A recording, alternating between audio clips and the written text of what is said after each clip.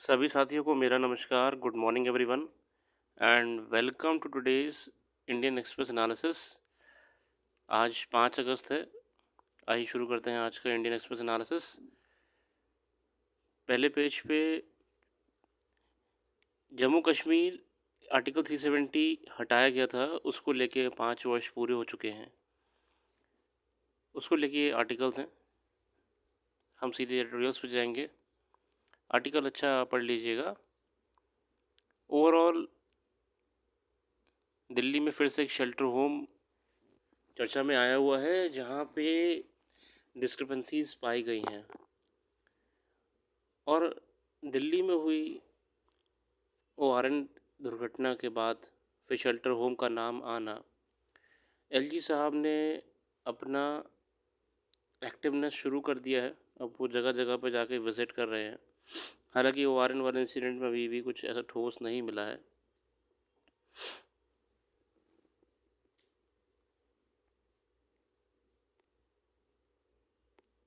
Sad reality.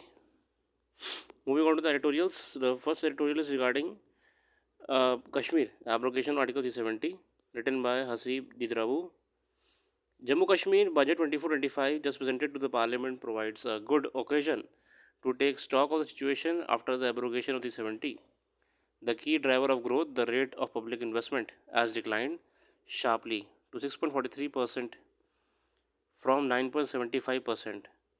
तो इस समय कुछ अच्छा नहीं दिख रहा है। जम्मू कश्मीर 9.75% जीएसडीपी से घट के 6.43% पे आ गया है 22-23 में। That despite of increase in borrowings, the liabilities of government on per capita basis have doubled in 5 years. Fiscal management hasn't improved after getting legislative approval to borrow rupees 4,000 crores. Last year, the UT government borrowed rupees 13,000 crores. That is 3 times more. The tax incidence and efficiency has declined from 6.83% to 5.60%. The unemployment rate is 18.3%. The unemployment rate तो बुरी स्थिति चल रही है, 18.3% unemployment है compared to the 8% nationally by the end of February 2023. तो अगर हम आंकड़ों पे जा रहे हैं, फाइनेंशियली जा रहे हैं, तो स्थिति कुछ ठीक नहीं दिख रही है जम्मू कश्मीर की। As it turns out, the abrogation of article 370 5 years to the day may not have restored enduring peace in Jammu and Kashmir. The massive influx of tourism may not have opened the floodgates of development prosperity. The neoliberal industrial policy does not seem to have triggered an investment boom. The compelling achievement of BJP post-abrogation is the absence of the counter-hedging view on Kashmir. Today there is no alternative narrative on Kashmir. The rather rich and robust liberal view that once dominated dissipated overnight on August 5, 2019. Historically, political parties have had divergent views on Kashmir, be it to the communists and federalists. मतलब अभी politically भी कुछ खास स्थिति नहीं चल रही जम्मू कश्मीर में। जैसे एक्सपेक्ट करा गया था कि आर्टिकल के एब्रोगेशन होने से हर किसी को अलाउ हो जाएगा जम्मू कश्मीर में डेवलप करना और अर्थव्यवस्था बूम करेगी, ऐसा कुछ खास हुआ नहीं है। As per the author, the constitution amendments followed by legislative changes, executive fiats and administrative orders have eroded the social capital of Kashmir. Only a few Kashmiris have access to power, fewer still have influence over power, and hardly any are in the power. तो कश्मीरी जो local लोग हैं वो अभी parliament में अपनी power exercise कर ही नहीं पा रहे हैं। The person despair and economic distress at the lower income level is showing up as a deviant social behavior of the youth. By all local accounts, Kashmir is not very far from Murta, Punjab. तो author ने बहुत ही serious commentary करी है, जिसमें उन्होंने बताने का प्रयास करा है कैसे कश्मीर का रिप्रेजेंटेशन जो है कश्मीरी लोगों का, वो स्वयं उनकी पार्लियामेंट में इतना बेहतर नहीं है। दूसरी बात, कश्मीर की स्थिति ठीक नहीं है politically. Not so long ago, holidaying in Kashmir was either a cherished memory of an unfulfilled desire or the bucket list of middle class Indians. For the rich and famous, it was an indulgence in summer and adventure during winter. Post the abrogation of Article 370, going to Kashmir has become a national duty. Indeed, watching a commercial film on Kashmir has become a patriotic obligation. हम हमने कहीं ना कहीं drama बना दिया है इसको, एक ना कश्मीर को लेके मूवी बना दी, दुनिया भर चीज़ें कर दी, सेल्फी बना दी, एक नेशनलिज्म का चादर चढ़ा दी है। A selfie with a tracker floater on the Kantakar and Dal Chowk is trending display picture on social media. Kashmir, the erstwhile symbol of assimilation and accommodation, has become a metaphor for assertive integration and aggressive homogenization. और बाकी political parties की बात करें यहाँ पे, there should be no illusion either that any national party will even engage on the revival of Article 370, let alone restore it. The Indian alliance included, today there is no appetite for the conclave politics of Farooq Abdullah, who in 1993 hosted 59 state leaders from 17 regional parties in Srinagar. A resolution on specific provisions in Article 56 and 360 was passed that helped dilute the impeding 48th Amendment. मतलब एक time में जब फारूक अब्दुल्ला का इतना बोलबाला था कि उन्होंने 59 स्टेट लीडर्स को बुलाया था और 17 रीजनल पार्टीज़ को भी इनवाइट करा था, और आर्टिकल 48 जो कॉन्स्टिट्यूशन अमेंडमेंट था उसमें कुछ परिवर्तन लाए थे जिससे कश्मीर कोर्ट हम अलग तरफ रखे हर चीज़ों से। अब वो फारूक अब्दुल्ला का वाली बात नहीं रही जो पहले हुआ करती थी। Today India, both as a polity and society, is battling it out to recalibrate its foundational balance as a nation. Kashmir played a distinctive role in the construct of post-colonial Indian nationhood. Even now, despite its bruised identity, it can become an important element in building a national counter-narrative. This might that then be right time for the political leadership of Kashmir to be transformative. मतलब अभी भी कश्मीर बहुत ही एक significance hold करता है देश की politics में। ये और आर्टिकल भी कश्मीर को लेकर ही है। On the economic and governance fronts, there have been gains. Last mile delivery of services has improved. More than 1,000 public utility services have been digitized. Major projects in PM's development package are complete or near completion, and rupees 6,000 crores worth of investment are on the ground. The number of tourists visiting the UT went up to 3.5 million. मतलब कि बताने का प्रयास करें कि prosperity वहाँ पे आ चुकी है जो ऑथर इस आर्टिकल के हैं। On the security front, peace has held in the valley, although strong arm control has worked more than winning hearts and minds. The international dimension to the region's security continues to challenge. मतलब China जो पाकिस्तान को support कर रहा है यहाँ पे terrorism sponsor करने के लिए, ये भी एक चैलेंज है। मगर टूरिज़्म इस आर्टिकल के हिसाब से 3.4 मिलियन से बढ़ के करेंटली 21.1 मिलियन हो चुका है। तो अगर आप बात कर रहे हैं कि सर 2023 में कितना था टूरिज़्म में, कितना टूरिज़्म बढ़ा था, 21.1 मिलियन का दर्ज करा गया था 2023 में। टूरिज़्म को यहाँ पे अच्छा दिखाया है। ये भी बताया है कैसे लगभग 6,000 करोड़ वर्थ ऑफ इन्वेस्टमेंट यहाँ पे हो चुकी है।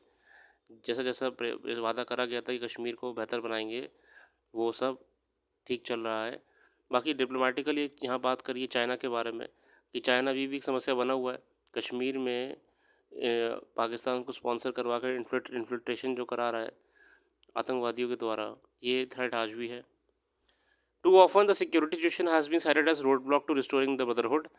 It is important to recognize that a view that see democracy and security as antithetical to each other is a narrow and limiting one.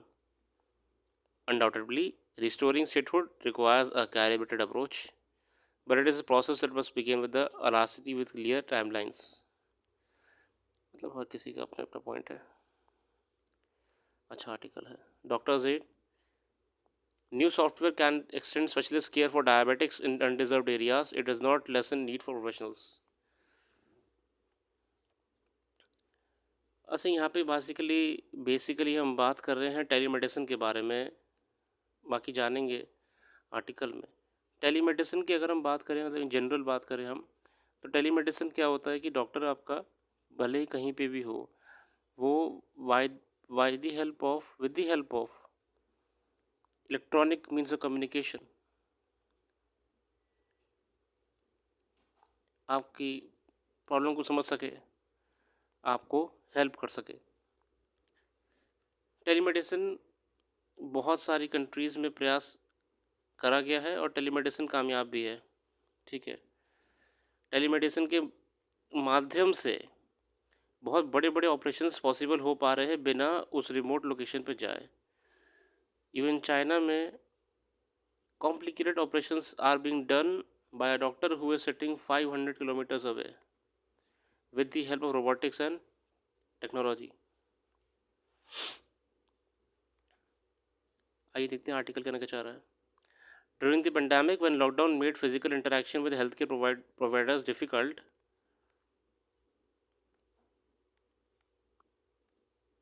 digital technologies provided timely relief to a section of people with chronic ailments.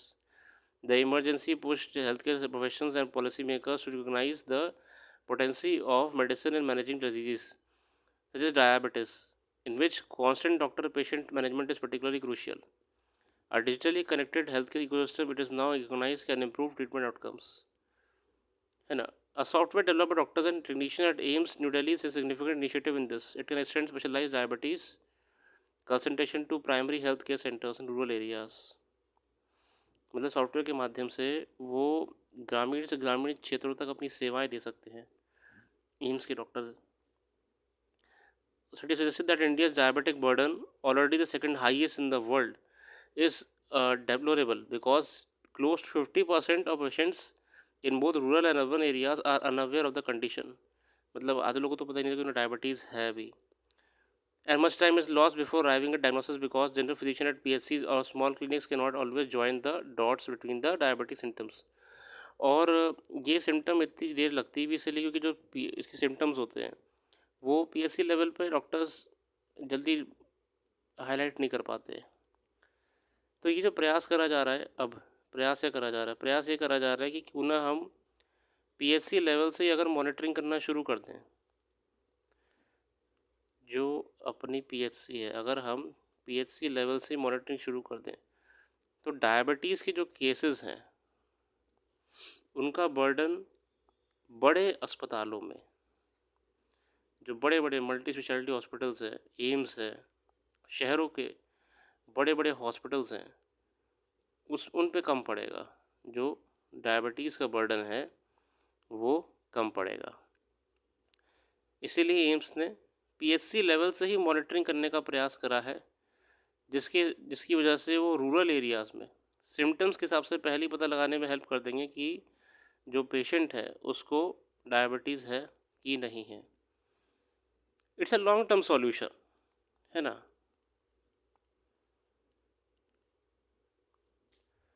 The digital interventions potency therefore is relatable to the analog care. The country's diabetes management system requires accessible PHCs run by quality professionals empowered by digital resources. इसमें ज़रूरत ये है कि जो भी PHC level पर team हो वो कंप्यूटर फ्रेंडली हो, वो टेक फ्रेंडली हो. The AIM software will also become more potent if it is synced with the electronic repository of the National Health Program for the non-communicable diseases. Data portability will be in line with the Ayushman Bharat Digital Health Mission's objective of facilitating seamless interaction between medical experts. बहुत ही अच्छा प्रयास है telemedicine के माध्यम से. They will be able to reduce the burden of diabetes, the expenditure on the patient as well as the burden on the hospitals and medical infrastructure. ये Supreme Court के verdict को लेकर आर्टिकल है, आप ऐसा अध्ययन कर लीजिएगा. These are all commentary, so it is better we don't go on it. 5 sports that are no longer part of Olympics: live pigeon shooting, hot air ballooning. ये 1900 में था. देखिए आप कितना ट्रिविया है ये तो. Tug of war, running, deer shooting and plunge for the distance. ऐसी भी स्पोर्ट्स हुआ करते थे ओलंपिक्स में.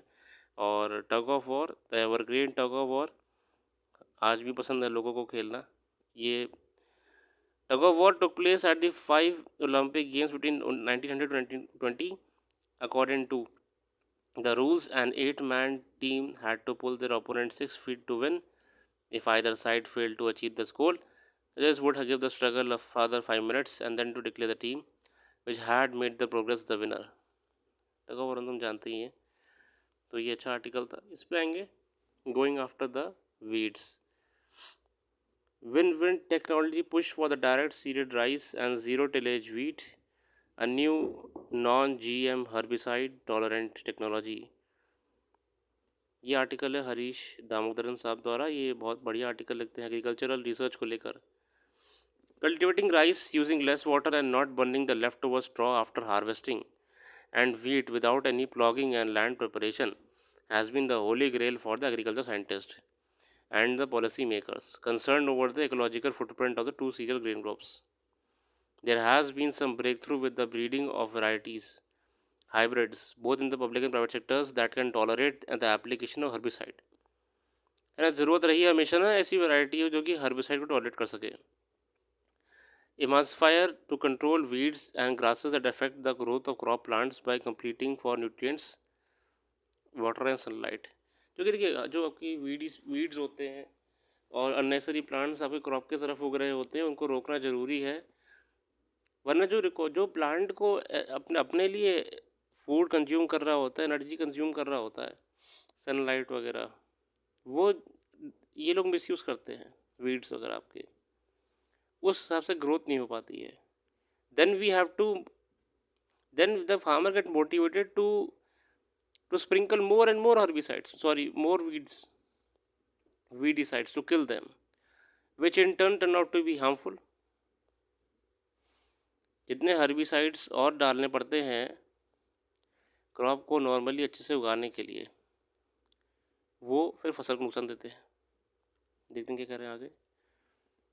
इन the coming kharif season, 2 basmati varieties, Pusa basmati and Pusa basmati 1985, and 2 non-basmati hybrids developed by the Indian IRI and Savannah Seeds have been commercially planted. These varieties contain mutated acetolactic synthase gene that enables farmer to spray Imace thyfer to control weeds such as Echinocola colonna and Cyprus rotundus and Trinathema protula castrum. तो ये जो 2 variety हैं, पूसा 1979,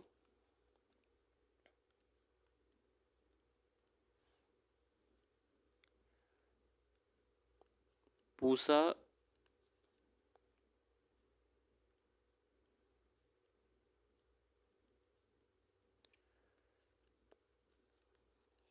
1979 और 1985 बनाया किसने? IARI ने savanna seeds के साथ मिलके इसको बनाया. ख़ास बात क्या है इसमें है? ALS एक्टोलैक्टेट सिंथेस जीन है इसमें, जिससे क्या होता है, जो भी हर्बिसाइड फार्मर छिड़कता है क्रॉप के आसपास में स्प्रिंकल करता है, उसका नुकसान राइस पे नहीं आता है और वीड्स भी कंट्रोल हो जाते हैं. In the coming rabi season, spring winter, Mahayo Private Limited is expected to launch wheat varieties called goal and मुकुट. गोल और मुकुट क्या है? वीट की वैरायटीज़ है. वीट की वैरायटीज़ क्या है? गोल, मुकुट, which two are amenable to application of maize thyfer in order to control Phalaris minor, Chenopodium album and other such major weeds. क्यों कर रहे हैं ये? ताकि ना वीड्स की ग्रोथ रुक सकें, तभी क्रॉप की हेल्दी डेवलपमेंट हो पाएगा. How do rice and wheat farmers control weeds now? अभी के लिए कैसे करते हैं? Currently farmers flood their paddy, वो पूरा पानी भर देते हैं, and do 3 to 4 ploughings for wheat mainly to control weeds. In normal rice cultivation, paddy seeds are raised into young plants in nurseries before being uprooted and replanted in the main field. Around 30 days later, the field is first puddled. अब इसे procedure वगैरह मत चाहिए यार. In all the traditional puddling cum transplantation route requires up to 30 irrigations, each of which consumes more than 2 lakh liters of water per acre. अब इस प्रक्रिया में जो उनकी ट्रेडिशनल वाली है इसमें लगभग पानी बहुत जाता है, 2 लाख लीटर पानी चला जाता है. और puddling alone consumes water equivalent to 3 irrigations. अकेले के लिए पडलिंग में इतना पानी खर्च हो जाता है.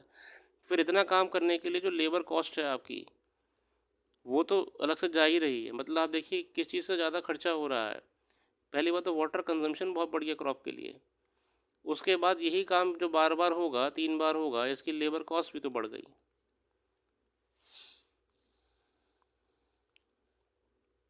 है ना। 4,000 से 5,000 per acre. To grow wheat, farmers burn their stubble from the previously harvested paddy crop. They also plow the field initially twice, harrow or cultivator, followed by an irrigation and another one or more plugging with the rotavator. मतलब wheat control करने के लिए तो हम जानते हैं कि जो आपका स्ट्रॉ होती है पुरानी फसल की, जलाया जाता है। How do herbicide tolerant solution work, ये काम कैसे करते हैं? जो DSR और ZT है, wheat basically replace water and repeated field bloggings. अब इनके माध्यम से क्या होता है ना कि जो बार बार पानी ज़रूरत से ज़्यादा भरना पड़ रहा है और बार बार जो प्लॉगिंग करनी पड़ रही है, ये जरूर ख़त्म कर दी है। DSR seeds can be sown directly, इन्हें आप ऐसे ही लगा दो without the need for nursery, puddling, transplantation and flooding of field. और आप अभी तक जो काम कर रहे थे ना, पानी भरना, पडलिंग बार बार करना, ये सब कुछ करने की ज़रूरत नहीं है।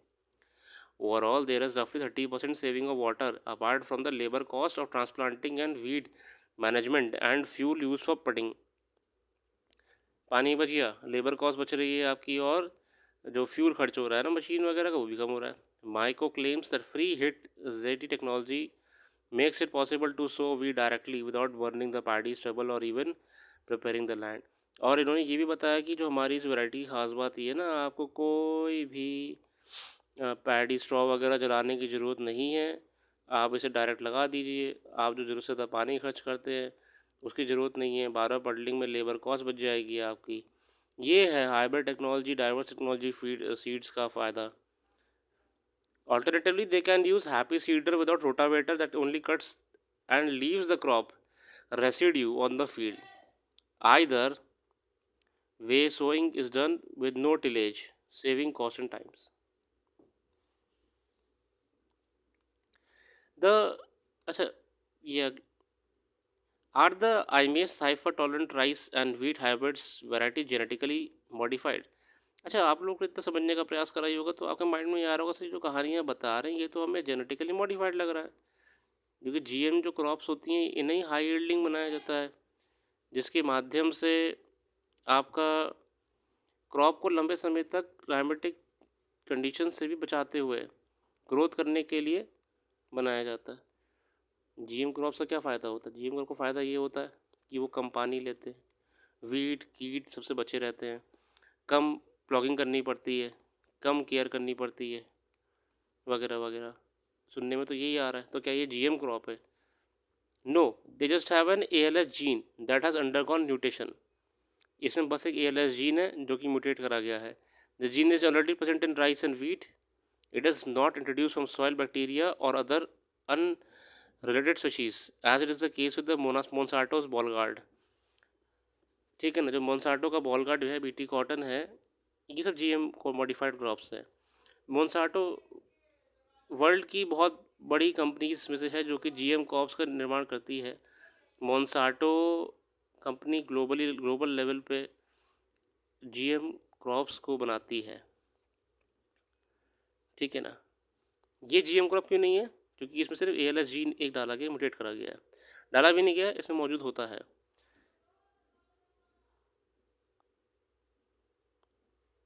The IARI Savannah seeds and Mahako varieties hybrids however contain a mutated ALS gene whose DNA sequence the order of chemical bases or letters that spell out the instructions to cell proteins make machinery has been altered using a chemical mutant or radiation.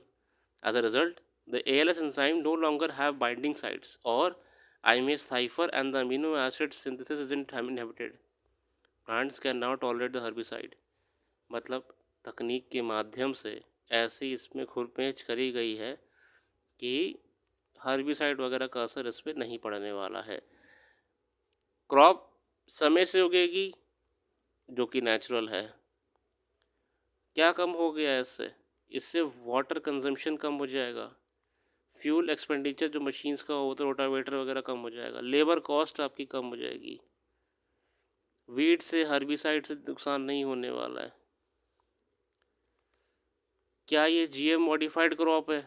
नहीं, ये GM modified crop नहीं है। ये मैंने आपको बता दिया कि इसमें ALS जीन की कहानी क्या है ना। कंपनी कौन सी नाम आ रहा है? माइको।